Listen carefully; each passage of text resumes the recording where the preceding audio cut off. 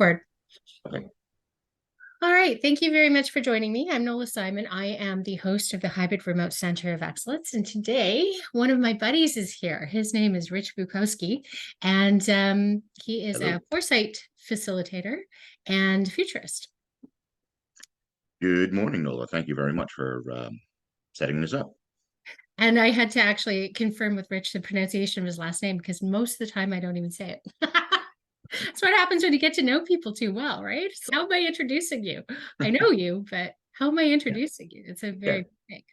And the thing about Rich is we talk about everything on an ongoing basis. He's one of my futurist buddies that I've had two other people on the podcast before as well, too. And we meet, we're meeting what, monthly lately? Monthly If, now. if we Yes. actually remember to actually show up.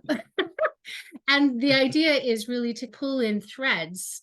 And what we realized is that we have a whole lot of threads that we've both been talking about on an ongoing basis that are really seeming to converge into something that is more of like a trend, and we can build scenarios out of that. And we wanted to talk about that. The idea today is really to pull together some of the previous episodes we've talked about, where we talked about hybrid remote, the future of work, workations, digital nomadism, how housing is going to be different in the future. Anything else that we've got to put in there, Rich? I'm probably going to go into a little bit more of the changing of the demographics, both Oh, in the perfect. country, Yep. yeah, which will drive many of those same factors. And then guaranteed income might be another, if we have time for that, I would at least like to address because see where it how it's going to fit in and kind of directions. And honestly, I personally think it comes out of the whole AI discussion. And Yes, it is going to be that big driver. In fact, already 1 in 4 companies have replaced workers with a chat GTP or say GAI, generative AI. And we're still in the, just scratching surface. And listening to all the keynotes last week from some of the chip and other AI and other directions, the exponential growth of that is just not in our mindsets. We're very linear in the way we think about stuff like that. And so we're probably all using chat 3.5 in some version, and depending on who you're using. And then as it 4 is supposed to be such an exponential jump from 3.5, like almost, and people going, it's like just almost, when I use the term, not negative way, but just scary on how much of a difference that is. Now they were talking about chat GTP 5 last week, and they were saying they're not even the same animal anymore. oh, really? Well, Yeah, do you, and with all of the entertainment with OpenAI over the weekend, do we yes, think we'll see five anytime soon? oh yeah, no, Yeah. that's already in the books and stuff like that. As in what happens after that, if we start not using it or boycotting it or whatever it is that may come. But no, 5 is definitely on the program, and they'll just finish dotting the i's and crossing the t's, and it will have an That, echo that is across. if they have any employees, because 500 employees threatened to resign today. Yes, which is a great segue into the what we were talking about when it comes to again some of the corporate culture that is driving businesses.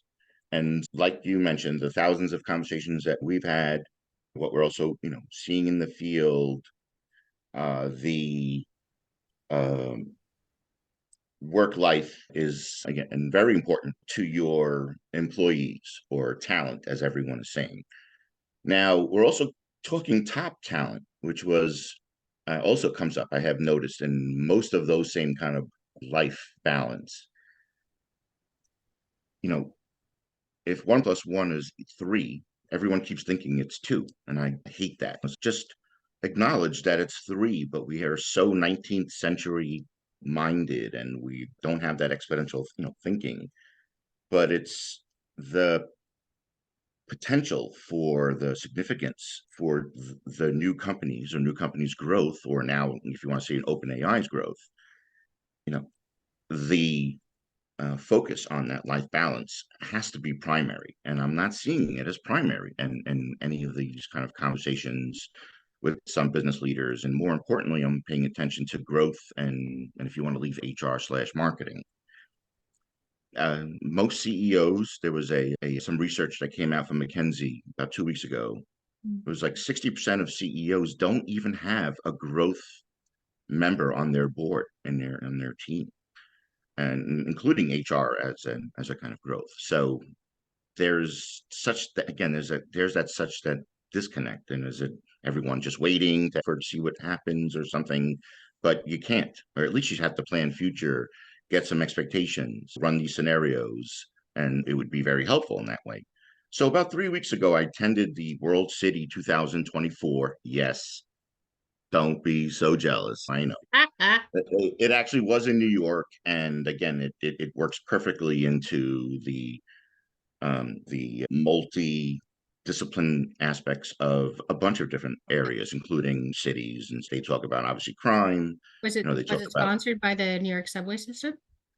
it was not, although it's a big fan. It goes into education, it goes into transportation, it goes into things to do in the city. It's connectivity, Yep. and as you mentioned, and again, that these kind of prime destinations, they are the right now, many of the staycation digital nomads and stuff are doing that. They're going to these towns, these cities. They're Yeah. kicking the tires. They want to. Does my local, or would the local cafe even have internet or such like that? And what was noticed was that the tourism boards of these cities and the Chamber of Commerce or the Director of Economic Development,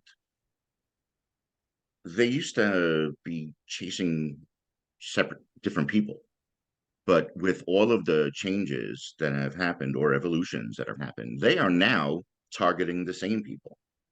And so Same there's people. the director of economics and economic development would be like, how do we bring businesses to our city? Yep. How do we bring this talent to our city? How do we bring families to our city? How do Right. we bring things like that? Those are the same people who are coming as tourists in the beginning. So Mhm. the tourist board or something like that, know all the hotspots and stuff to get people like this to come here.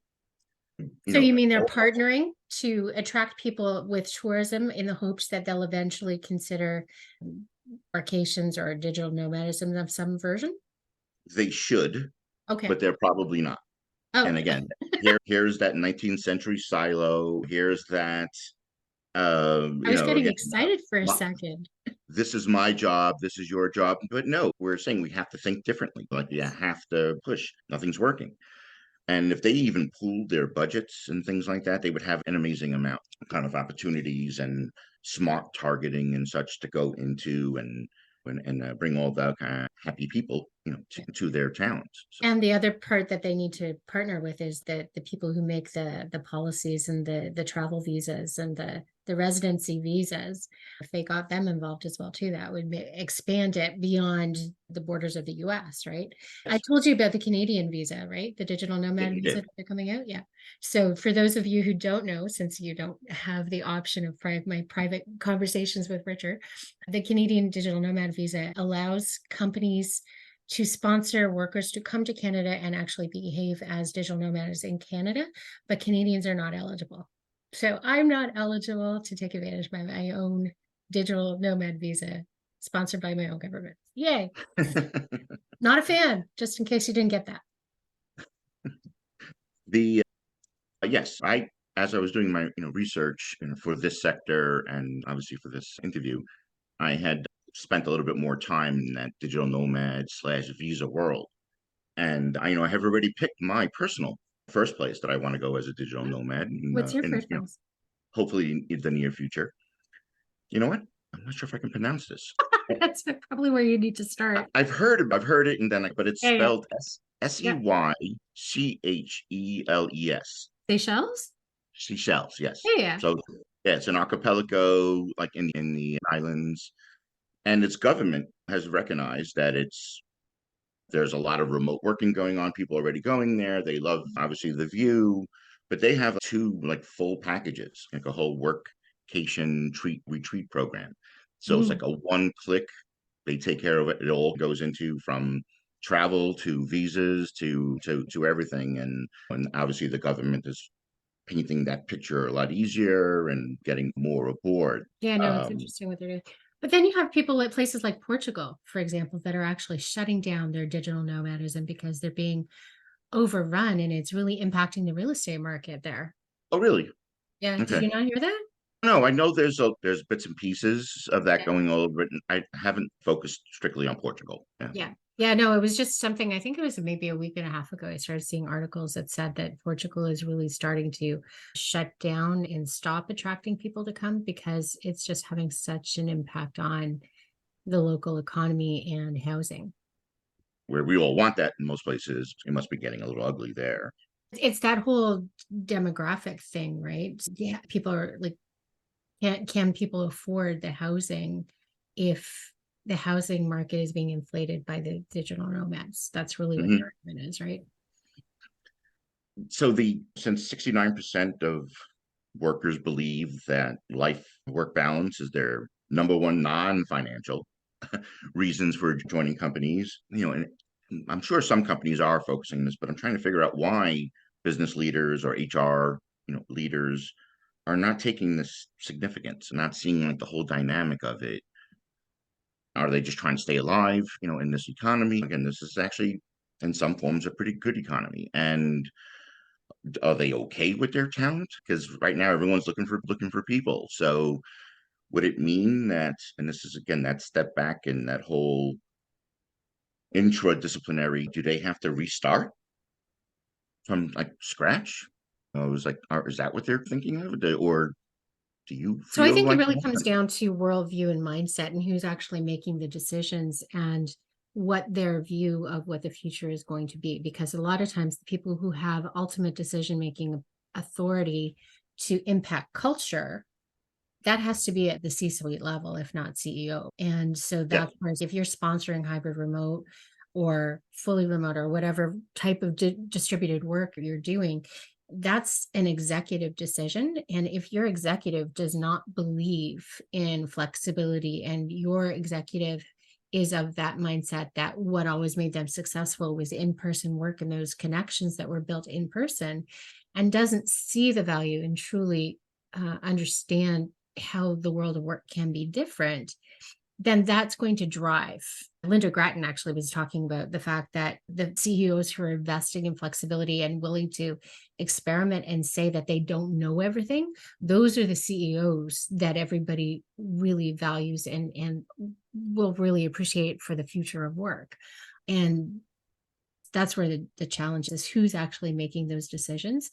And if you're got a CEO who is sticking to the old way, that old mindset, then everything becomes an echo chamber around that CEO. And that's why you're not seeing HR being able to step out of that because he controls the purse strings. He controls the budget. Look at what happened with OpenAI. You Mhm. have a board firing a CEO. It's fundamentally about worldview, trust, and control. The And it is a very good chance, and from my conversations and research, both for the HR and growth sector, is that they're not even on, in the table. They're not even at the table for these conversations. They're No, almost the last person, or again, just you now have your here and now the points, go make it happen, or kind of something like that. But without having their feedback, their guidance, and the juice, it it's self defeating. And I just right. again, I'd like spend more push more oil on that wheel When or you're put more talking to light on. people, particularly in HR, every person in HR that I've talked to has told me that they're exploring different career options Right. Everyone's like, yeah. because they're very frustrated. Yeah. So they're sitting around thinking about the type of people they're going to try to get in this new town. And again, they're not, I don't think that many HR people are working in the long term education, learning forever aspects that are also Mm, keeping people, yeah. they need a voice. And I've been trying to figure out why some CEOs or leaders or such are inflexible or something like whatever you want to call it, or aren't doing what seems obvious or something like that. So I went to my best friend, Warren Buffett, and but I'm sorry, it's the virtual Warren Buffett, which is a great. Virtual. There's a Warren Buffett AI, which is the best. Ah, okay. Yeah, Yeah, and yeah, yeah. He has his yeah, own GPT. yeah, he has his own. I can maybe we'll put the link so you can. So I asked Warren, I said, hey, Warren, what's up with the CEOs? Why can't they bend? Why can't they see the obvious? Why can't they do things like that? And Warren Buffett said, so many CEOs are engaged in uneconomical operation maneuvers or accounting shenanigans so they can meet their earning targets that they can't allow anyone to come in and see or shift or kind of do things like that. It's like unwarranted optimism. They just don't want anyone in there. They don't want to see where the bodies are buried. You know, and again, that kind of goes into a cultural thing about what kind of company you want to work for, where you're going to want to be. Right. It's that You know, short-termism that's tied to market mhm. forces that really is acting like blinders.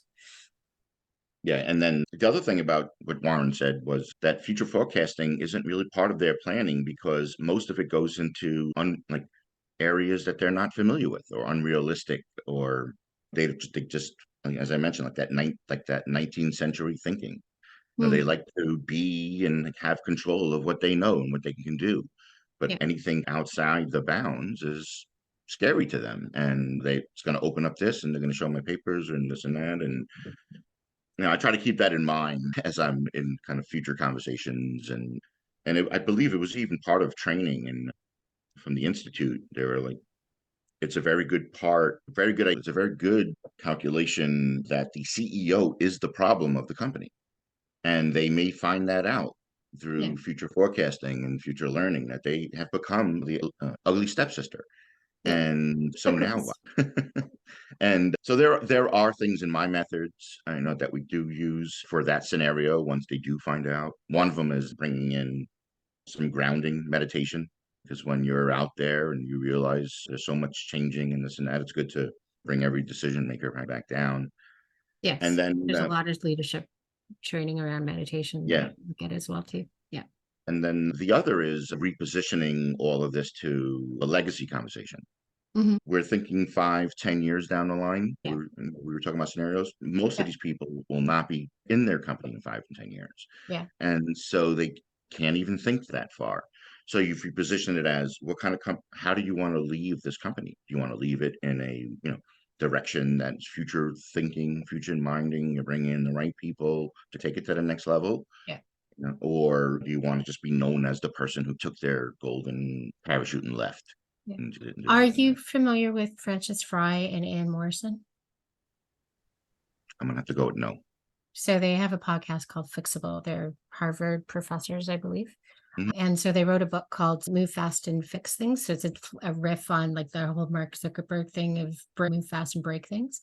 And I heard a podcast with Anne Morrison. And so she was talking about the fact that if you fix the culture and you repair the trust and you build on that, then you can move fast. But you have to fix the things before you can move fast. And Right. the whole Mark Zuckerberg mantra of move fast and break things, they've actually changed that 3 times since he actually announced that because it doesn't work. It gives people permission and CEOs permission to move fast and not fix anything. And therefore, everything fails. Makes sense. Got it Yeah, now. I thought Yeah. it was interesting, right? Yeah. And that's where The you have to do that culture work, which automatically goes back to the employees and what they value, and that work-life integration becomes critical and crucial. yeah. And that's where the return to office mandates are really nonsensical. I'm going to be blunt because you're really just telling people that what they know to be true for themselves is not actually true and trying to sell them a story that they know is not true. Yeah, they won't. I mean, everyone. Exactly. And they're going to resist. And if they don't resist actively by not complying within your company, they're going to resist in ways that they can do, which is making decisions about where they live, where they work. And at that Who's point, going to be they're teaching out of my that kid? conversation because they're making that decision at the individual level. Right. Like, who's going to be teaching my kids? Right. How safe is the water here? And transportation. It was another big thing in world cities, obvious, right, to everywhere in the world, and how you get around. Yeah. But everyone kept talking about the 15-minute city. Like, you should be able to get to everything within 15 minutes, even walking or something like that. So, Well, maybe in Europe, having but not North America. usually. I know on Long Island, when there's no traffic, everything's about 15 minutes away, but that changes as soon as more people get on the road. And it's also surprising because it brings, like when they talk about the list of the top cities, it's still the kind of top cities that, you know, New York, London, Paris, although you may think that there's a lot of negative aspects to it and post COVID and changes of business, no business and protests and such, but it's still like the best way to get around, like in 15 minutes, to reach all you need to go to the Yeah. store, Yeah. culturally, go to Broadway, But go to the work. cities you mentioned are really inaffordable, right? New York and Paris are super expensive, for example. Right. So that's where it's like, how does this work for the next generation who won't necessarily be able to afford the real estate? Hmm. That's where it comes into that generational housing. Yes. Which I've been spending more time than I expected on it, just because I'm starting to see really on how important it is. So current demographic research says that 1 in 5 households in the United States, I got to make sure it's the United States, or if not, all of North America, is the someone who is 65 plus is the financial um, leader of the family. They're the ones with the money. They're the ones with the savings. They're the kind of everything like that. In 2000, that's supposed to turn to 1 in 3. That opened up for me the kind of cross thematic aspects of where our culture may be in 5 and 10 years. For one, it's going to be most likely head of household will be somebody who's 65 plus, who's not working or maybe having again their second job. But what we're doing with the other kind of 2 generations behind it is very difficult for them, including again the Gen Zs who are not on some kind of track, are really off track. I've been researching and seeing the development of the multi-generational home. Mhm. And so it's not multifamily, it's still multi-generational. Multifamily would help too. And all of these aspects of why people can't find affordable housing, while there isn't any. I'm not going to get into all the other kind of BlackRock buying out everything, for owning Yep. the rents and such.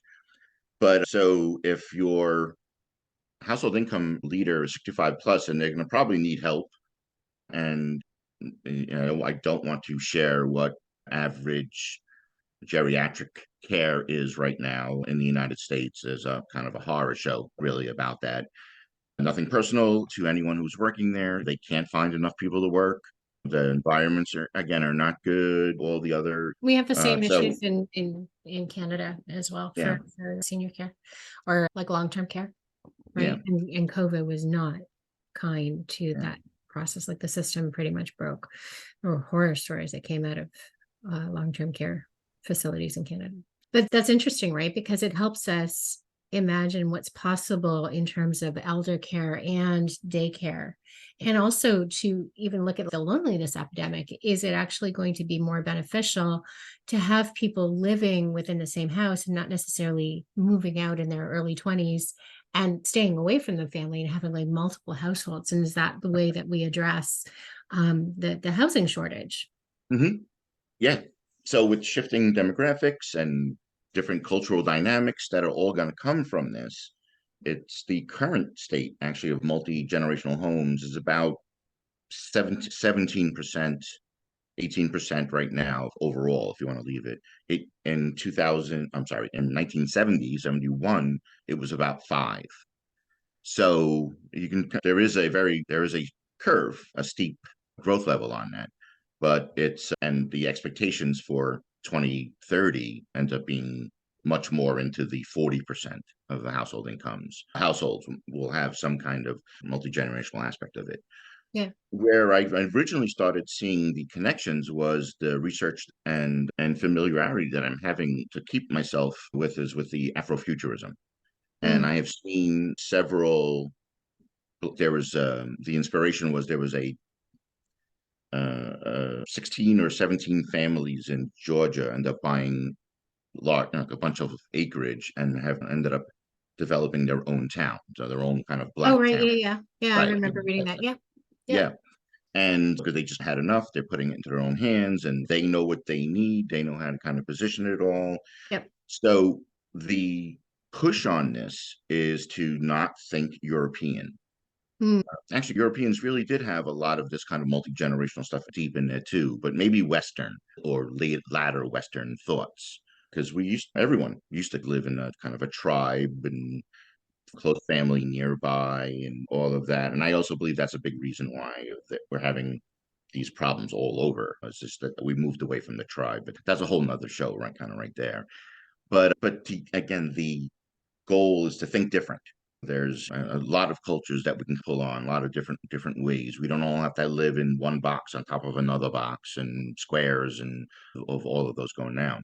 Yep. But if there's some people who may not know what a multi-generational home, it's usually one floor. Obviously, for the 65 plusers who can't get around, you want to get away from stairs and things like that. Yep.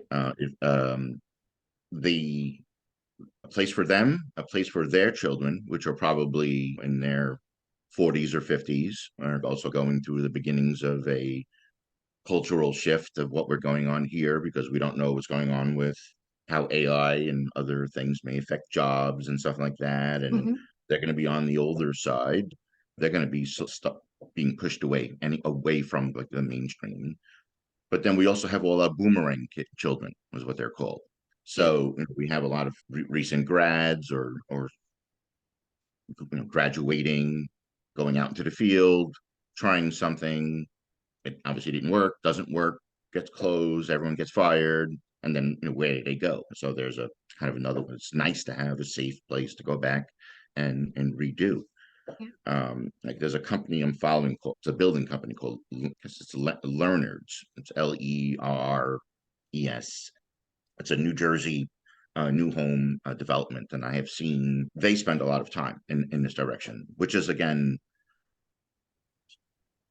good things because if we all need homes like this and builders aren't working on that, like I do think they there's a have lot the of benefits. insight? Is anyone guiding them about what the future is? I think they do. It's not Yeah. like they haven't seen housing kind of change, but there's definitely not enough. So yeah, like the builders again having your local rules, Your building codes have to adapt codes as and well stuff too. And change because they're it's all. really essential because people are living longer too, because that's the other demographic change Mhm. that we're looking at as well too. Like people are living up to 100, even sometimes older. If everybody's living that long, how do you have enough money really to support the type of lifestyle that you want unless you pool your resources as a like an extended family? And it's not just the big house around the corner that's going to have that in-law suite. Maybe it has to be almost every house that has that. Mhm. It's going to be the more rare to live on your own without extended family nearby.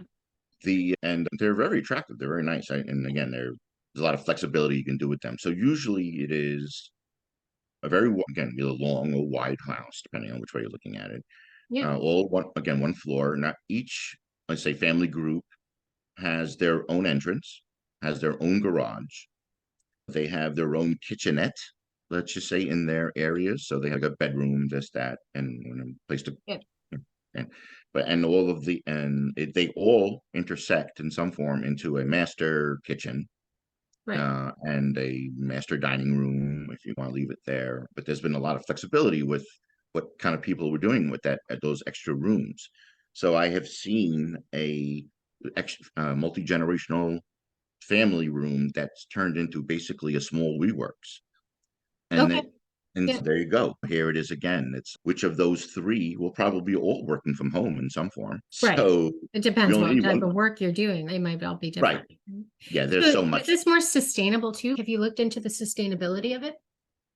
They are they push for that Yeah. when it comes to building materials from getting from local areas. There that will continue to grow, but I can't see that as a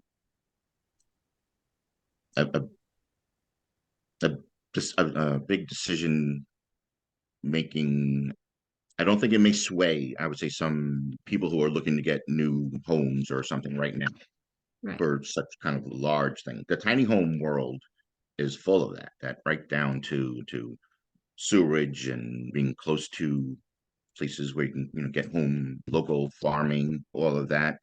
Right. That I see much more in the tiny home world versus something like where you may see a development or something like that of multi-generational home. But honestly, if you're combining, so if you have a family like that, eventually you would think that at the moment you'd see them in three different houses. By combining down to one, isn't that automatically more sustainable? Oh, yes, when it come to I thought we were more talking about, like, building, The like, wood materials? from the areas Oh, and yeah, right, yeah, no. and I then just no. meant honestly from the subtraction alone, Oh, right? no, You're from that you're point, heating one building, you're cooling one building, you've only got so many taps in one dwelling. and most So, likely pooling your food money, utility money, but, maybe if you're just being a geek, I'd like to go back to that local WeWork, your own WeWorks. yeah. No, there you go. It's you only need, if anyone's still printing on paper, but one printer, right? Like you're like putting all your digital information all in one place and the coffee and all of that. Did I ever tell you about the paper guy I met on the train one day? He told me that the best thing that had ever happened for digital transformation for the paper industry was digital transformation. Because if you ever have to go to court, every email, every document, every all has to be like printed in triplicate for each side. So like 6 copies plus the Wow, judge, plus the jury. The best thing for the paper industry has been digital transformation because that everything is in the amazing. cloud has to be printed.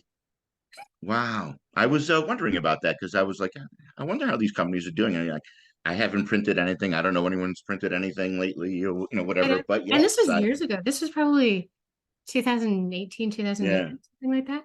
And yeah, he was going on, and I had no concept of that. And I was like, that is an interesting thing to examine. All those kind of supply aspects and kind of what Amazon has done. Very interesting. I'm gonna add that into my signal list. I'm gonna see where else that's intersecting, where else that's going. Cool. The one last part that I want to bring up with, and that does kind of make a lot of sense, and again, it may go against the, let's say, uninformed Western points of view that everyone is just stuck in, is the guaranteed income conversation. Yes. It's very difficult for capitalists to think that way, want to think that way, goes that way. But with the growth, exponential growth, of AI, then all what it brings as to emerging technologies, and then it will connect with another emerging technology, and then they'll have a little baby emerging technologies of things that we've never thought of, seen, or know how to use, or how it will affect us culturally in our careers. And the big impact is if everything is being automated and taken over by AI, how does that impact jobs and how do we afford everything that we Right. need to afford to have a life? And That's so, where guaranteed income comes from, right? yeah. So actually, the two examples I'd like to use was, again, based on one is based on a historical. As a futurist, you have to look backwards sometimes to look forward, Mhm. and there's usually tons of information back there. And so during the Great Depression in the 1920s, there was a certain amount of, let's just say, welfare or guaranteed income or something like out there to certain groups. What really caught someone's eye once was to see a musician. It was like someone who obviously played horn or kind of something. But this example was horn for a living during the Depression. Couldn't do anything. There was not a lot of parties, not this, not that. Everyone's just trying to survive. So he had to go and sell his horn to survive, to get some money, get this, get that kind of going on. And so once that was noticed, that's where the endowments of the art came from in the United States. So it was like paying people to continue to play horn, to make art, Mm. to sculpt, to do this, because that doesn't fit in that world, whatever we're going into. To again keep that group going. I see like a similar cluster of that happening now. And the other one was we also use science fiction. I use science fiction a Yeah. lot in my futurism methods because it's been thought out. There's already some great thinkers on it. It's been kind of in there. And I want to reference, there was a sci-fi show where the president of the planet was mentioning that due to all the technology increases and also the abundance of materials and such that we were getting from like the asteroid belt and kind of other materials that we weren't using, there just weren't that many jobs anyway. It was just like this was all coming in, this is all getting processed quickly, this is all getting moved in. So there was a very big chunk of people who just really don't have anything to do. And the guaranteed income in that sci-fi story covered all that, right? So it was, you know, we have so much money coming in already, so many resources, so much that we could share it with the rest, with our people, with our world, keep them going. Right. So it's almost the same kind of conversations that we're having about taxing robots. Right. So if robots doing the job of 10 people, it and it's now we can't tax those 10 people anymore because they don't have work, Right. but we can tax the robot. And in some forms, the guaranteed income obviously opens up a lot, for people because they don't have to worry about medical and where they're living and this and that, and kind of gives them a chance to go to schools and or try different things. They can But make I want to kind of choices and invest their time in other things that they wouldn't will have time to do right now. right. But the thing I liked about the science fiction one was that they were like there are opportunities. Like you could go and mine the asteroid belt, or you could go and do kind of something else, something more, or something less. But if you can't, or for thousands of reasons, language, this, that, health, whatever, we got you covered. Like you could still live, you can still be alive, you can Oh, still, so you could choose to work if you wanted to, but you didn't have to. like I'm saying, there is like this, and in this term, they use it like more. There's the American pioneer spirit. Mm. Really shouldn't stop. It's just going to keep going. So if you're a pioneer and there's a whole bunch of us out there and looking for new roads and new things and new things like that. Yeah, go for it. Yeah. But if you can't, or you just don't have it in you, you don't have skill sets anymore, you don't have anything like that, that is covered. Socially acceptable to choose that option. Yes. Yeah. And there again, in the science fiction story, there are a lot of uglier ones, but yeah, let's stay with this one. Yeah. And so I'm going to be again, focusing a little bit more time on that too, the guaranteed income, because there's been some. I had noticed there was some early trials of it in the United States, Yeah. and I think even recently there was something even in California, I think, but had found out that the trials had it was like two or three towns or something like that actually had proven that it works. The people get by them again. They go out and spend. They get taxed. That tax money kind of comes back. Yeah. And but it was apparently the reports were doctored to make it look like it didn't work because of the kind of overall business mindsets and things like that. It was Systems so are working as systems are expected to work, which is we're going to push back and not let you break the system. yes. Yeah. Yes. Just like but I was very surprised. I guess I shouldn't have been surprised that they doctored those numbers and stuff. But it would be nice to bring it out again and or support additional current groups that are trying to work this into their near future and stuff. Yeah, it won't be bad. It should be good, but no one knows. Kind of really where it goes there. But And um, that's where technology like blockchain, where things can't be tampered with, could help us trust that type of research, right? yes, yes, So tons of that information over there, like evening out, It's making. lunchtime.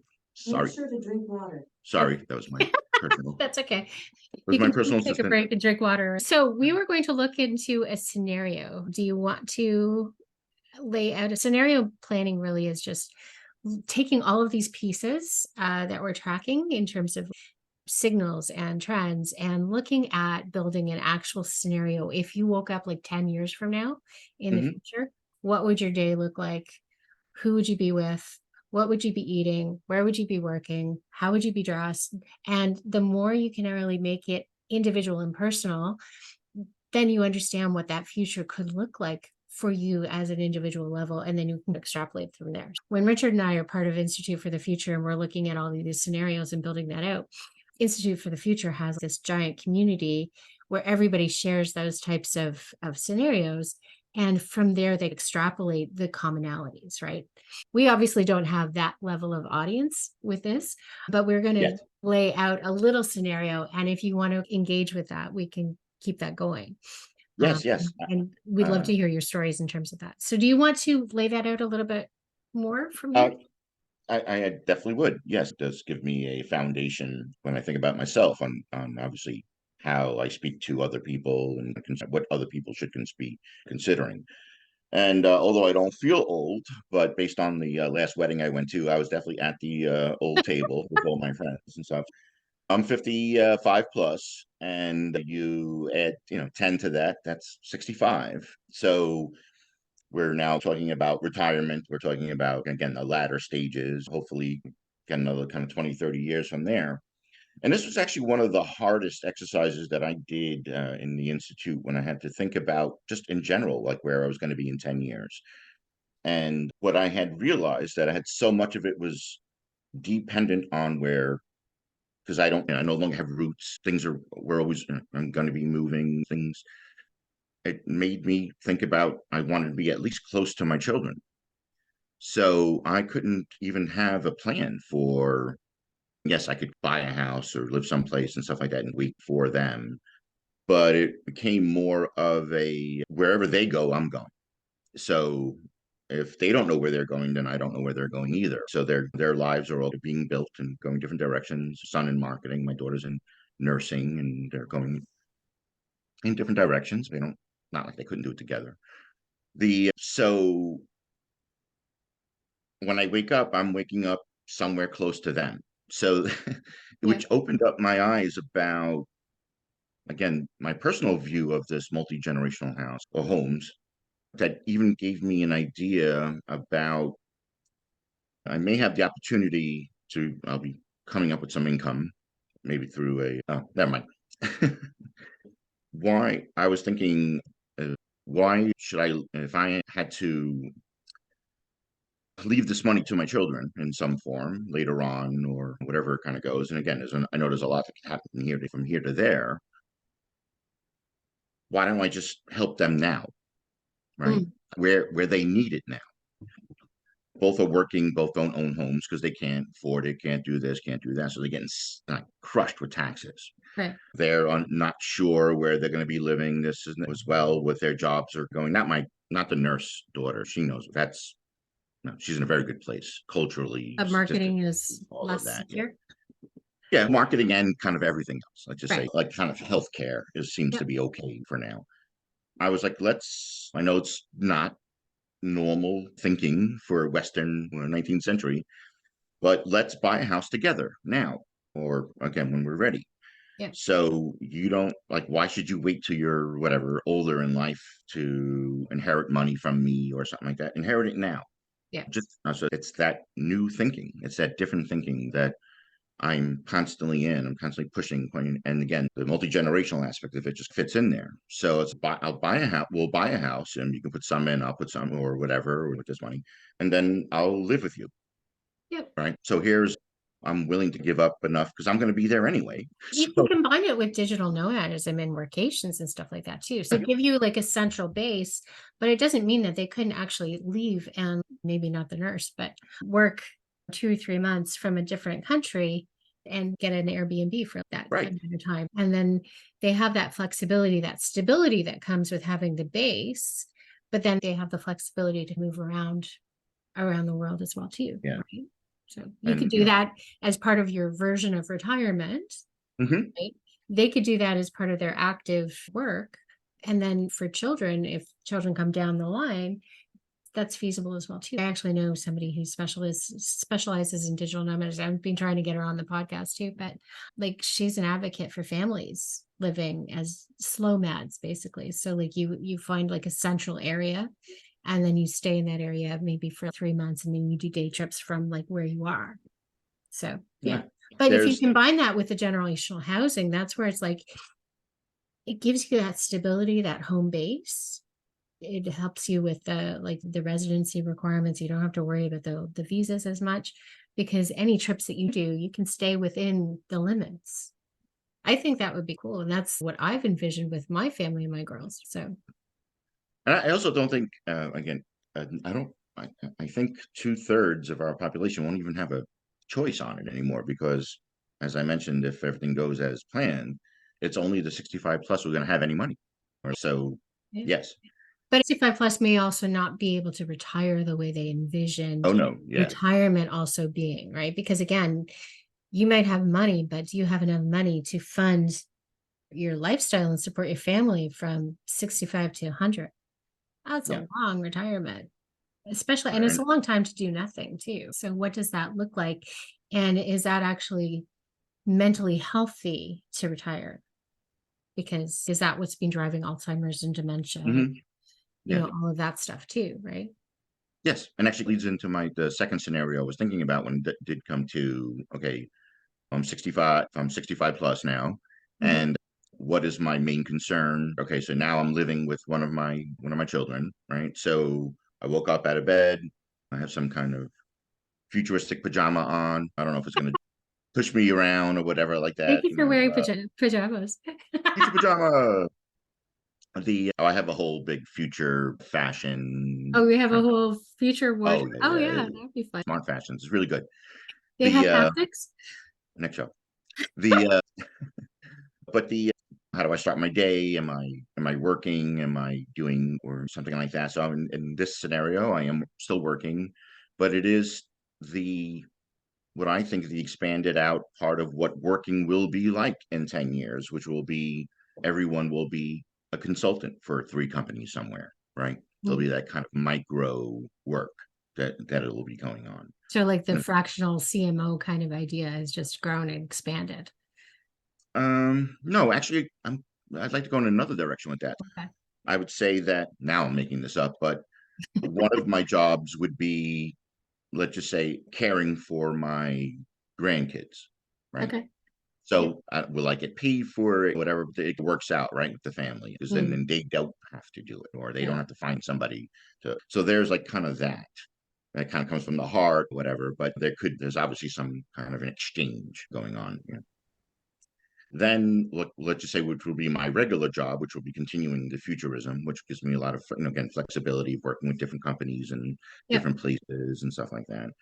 But then there will also be like I will be able to teach futurism to certain groups or into certain platforms. Okay. So So I'll it's be more able like a portfolio career, but considering any caregiving as part of your job, really. right. Do you get paid Uh, for emotional labor in this vision? it could happen. It could Oh, happen. okay. I think we should Yeah. add that in there. Just, yeah. And so again, different. I'm expecting to increase my learning and such as I go along and stuff. So there'll be another factor X that I'll know about and will be able to do something with. Right, Mhm. I'm ahead of it. I don't know exactly what it be. I could be, which I think what I like an idea in some of the future that I have seen in future of law is a professional jurist. So I don't know, they're fun. Like it Oh, just yeah. sucks I would going get there. like the house where they've kept people chained in the basement and sawed them into pieces. And yeah, that No, would not no, be fun. no.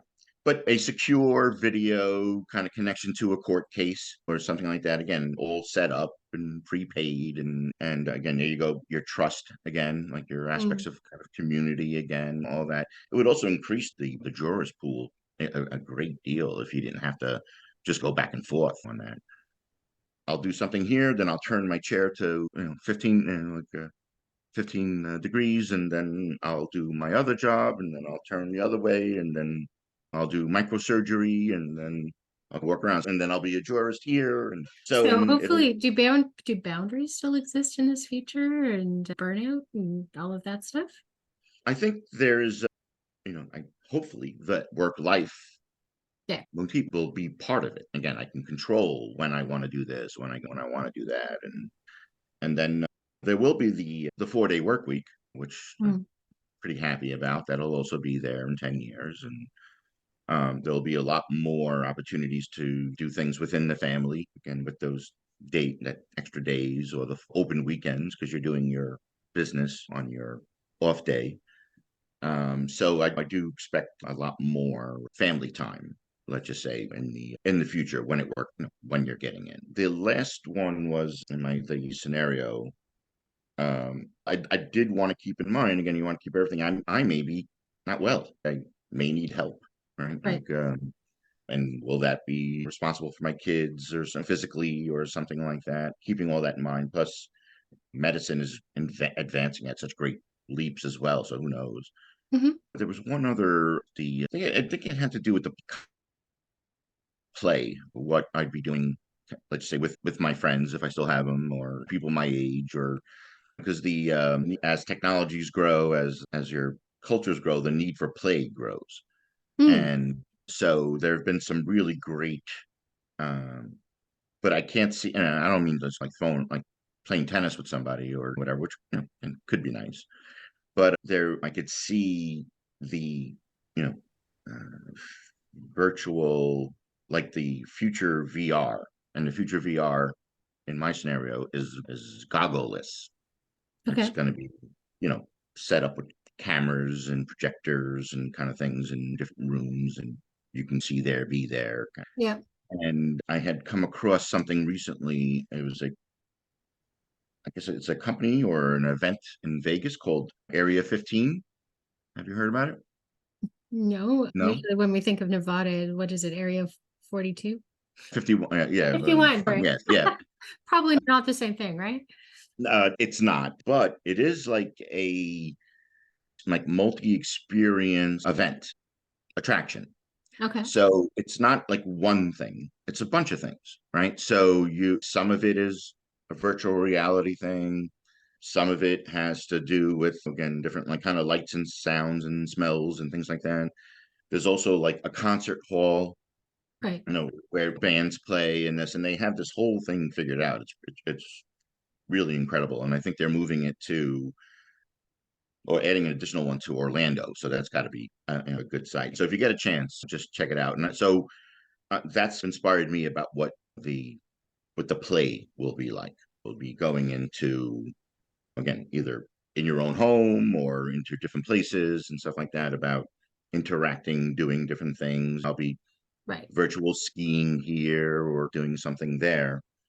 And then the last one is kind of really goes in there too. So I'd like to more of those kind of outside world interactions, still happening, but just happening closer, happening in a place. Like this would be, there's a lot of talk about what to do with all those empty malls, right? Or this is maybe like the answer to like the heat that affected the Eras tour, for example.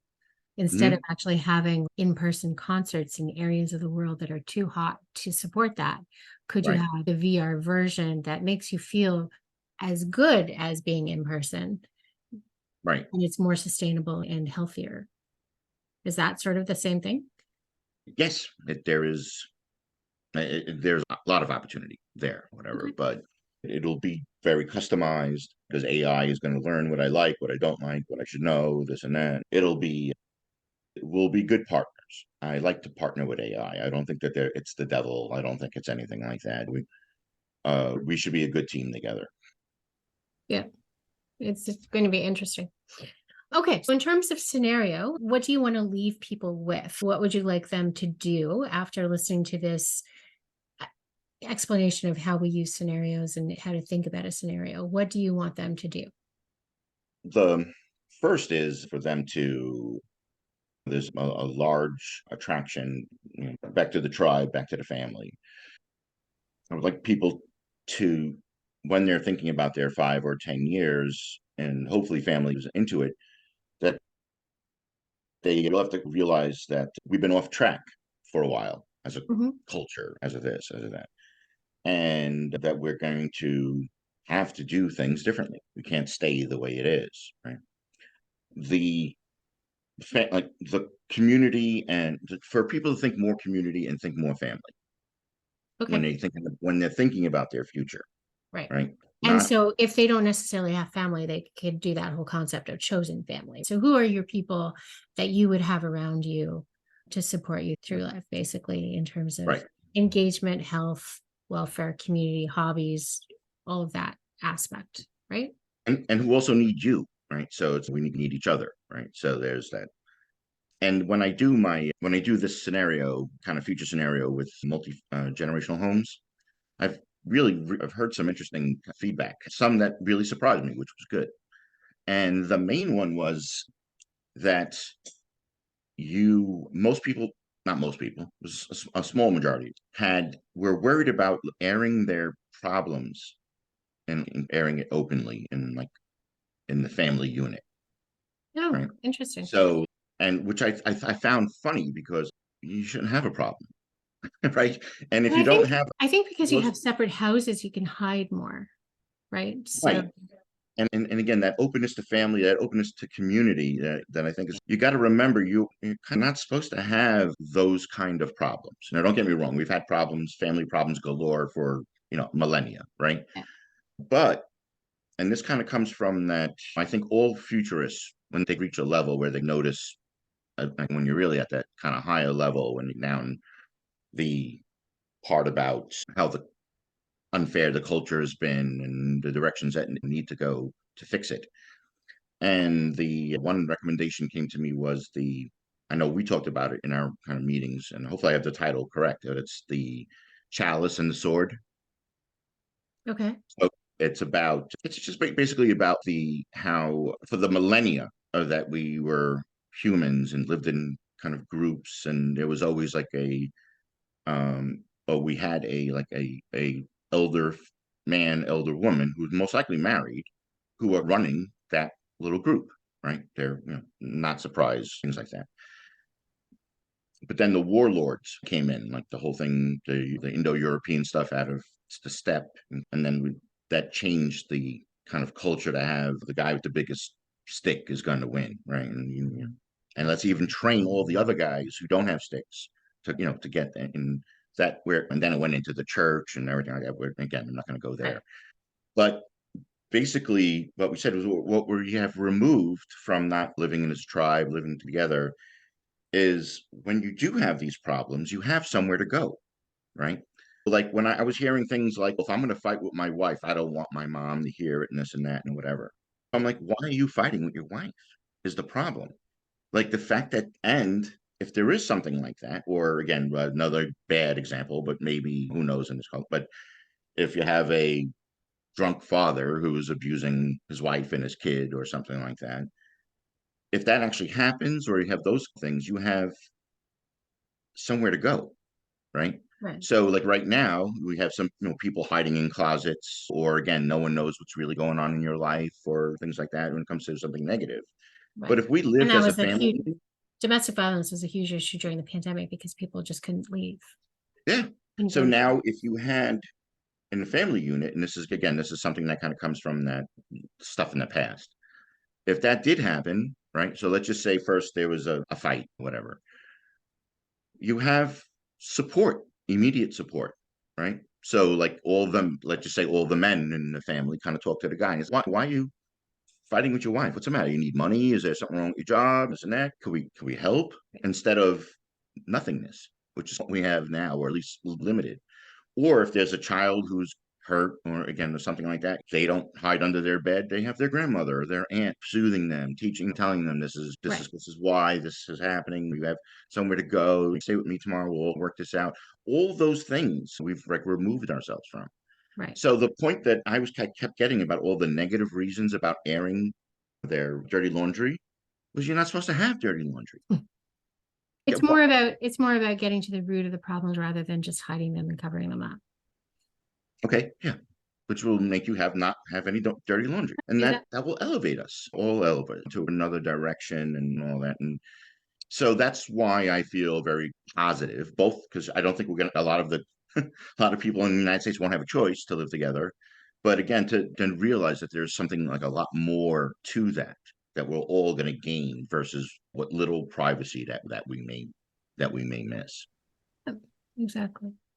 And it's about using the imagination, right? That's really what scenario planning comes down to is your future self is a stranger, but by imagining the increments and the little things in life, what's going to stay the same, what's going to be different, what would you love to see, and applying that imagination, that's where scenario planning can really supercharge that whole Mhm. idea of futurism and help us create the future that we want to see and Yes, less of the reality that we don't want anymore. right. Right. Yeah. For me, my ultimate goal is to get rid of the first level of Maslow's pyramid. Which is what? Safety and security? Yeah. Yeah, Someplace to go to the bathroom, someplace to sleep, someplace food, drink, all of that. basic Like, needs. what happens when that all goes away, Yeah. What right? choices do you have the ability to make because you're not worried about the basics? Yeah, that's We'll pretty have cool. nothing. Yeah, it'll just nothing to do but just to continue to increase. Like, Put in your well, marketing anywhere? That's a good one. I like that one. I I I talk it when it gets down to that kind of direction, Yeah. but Just these type of cultural things scare, I think, some people off, especially in the beginning. You it's know, just geeks like us that like this stuff. no one's thinking like that. That's what it is. No Mhm. one's kind of going there. And again, there might be some other. So I'd like to edge it in. I like to push it in especially when it comes to you don't know, right? You don't know, and then here's five signals that says it's heading in this direction.